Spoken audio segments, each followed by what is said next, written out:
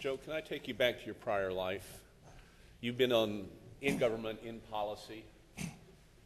When a business leader walks up and talks to you, is it legitimate, and what can they do to help you get to the right answer? Sure. Is it legitimate? Oftentimes it is.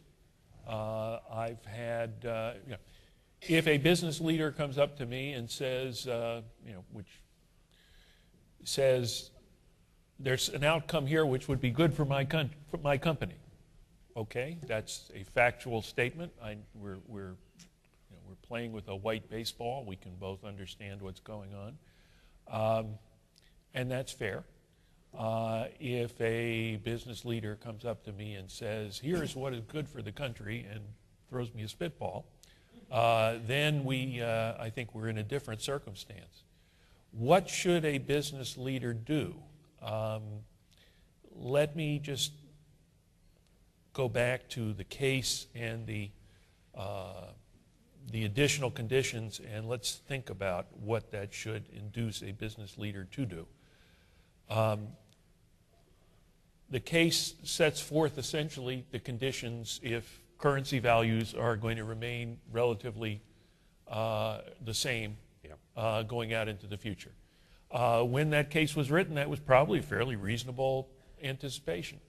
That's not the case right now. There is a chance that over a reasonable period of time, well within the range of the useful life of the investment, that the value of the dollar could fall enormously. And the reason why that would happen is not because there are some fundamental developments that are being driven by markets. It's because government is fouling things up. It is certainly within the purview of the business decision maker to look at those conditions and think about what choice the business decision maker should make after all these factors are considered. As Bill suggested, and I did not grind the numbers, but if you did and you then threw in a 50% decline in the value of the dollar, if instead of buying you built, so you went to a fundamentally economically less efficient decision, but under these changed circumstances, it was the better choice to make. Clearly, the macroeconomic stability caused by government misbehavior is reducing value. If that's true, then the suggestion that comes to my mind and what I would hope the business leader would do is, number one, first and foremost, on your company time, think about what the right decision is, what the better decision is under these changed circumstances.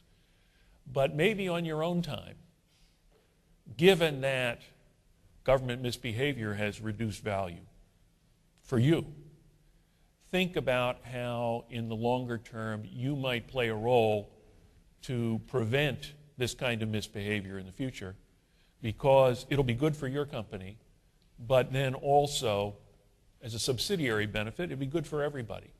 Your decision could stay on market value terms rather than dealing with the economic uncertainty caused by the failure of government to do its job very well.